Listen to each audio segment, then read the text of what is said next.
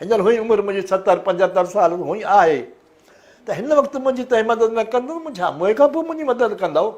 मोए खां पोइ जेको तव्हां अची चवंदव अचे बाबा ई मीर खे दफ़न जा कफ़न जा पैसा वठो, ईअं अची चवंदव। हींअर छो न तव्हां जहिड़े मदद नथा कयो त मोए खां पोइ त कहिड़ी मदद कंदव साईं?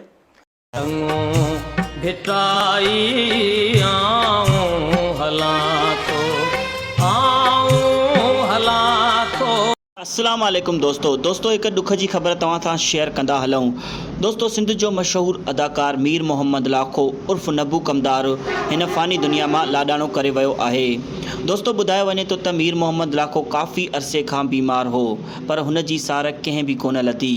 हू उन बीमारीअ सां विढ़ंदे विढ़ंदे आख़िर पंहिंजी जान जी बाज़ी हाराए वियो। दोस्तों मीर मोहम्मद लाखो कंहिं तारीफ़ जो मोहताज कोन आहे, हुनखे पूरी सिंध नब्बू कमदार जे नाले सां सुञाणींदी आहे। दोस्तों हुन खोड़ सारनि सिंधी ड्रामनि में कमु कयो ऐं पंहिंजी अदाकारीअ सां माण्हुनि जी दिलियूं खटियूं। तो मीर मोहम्मद लाखो सिंधी मीडिया में तमामु वॾो अरसो रहियो ऐं हुन तमामु घणो बहितर खां बहितर कमु ॾिनो सिंधी मीडिया खे। दोस्तों जॾहिं हू बीमार थियो न त सिंधी मीडिया मां कंहिं हुनखे यादि कयो ऐं न ई सकाफ़त खाते।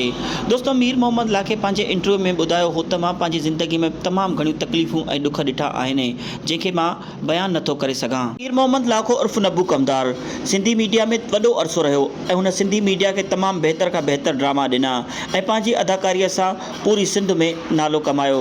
दोस्तों ॿुधायो वञे त मीर मोहम्मद लाखो तमामु घणो बीमार रहंदो हो ऐं दोस्तों हुनखे साह जी बि तमामु घणी तकलीफ़ थींदी हुई। ॿुधायो वञे थो त साह जी तकलीफ़ जे ई करे हू हिन फ़ानी दुनिया मां लाडाणो करे वियो आहे।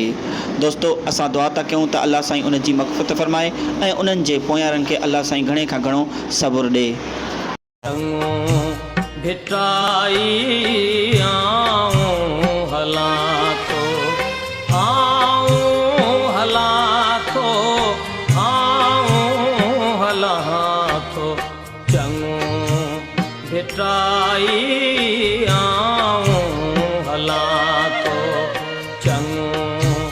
भेटाई आऊं हलां थो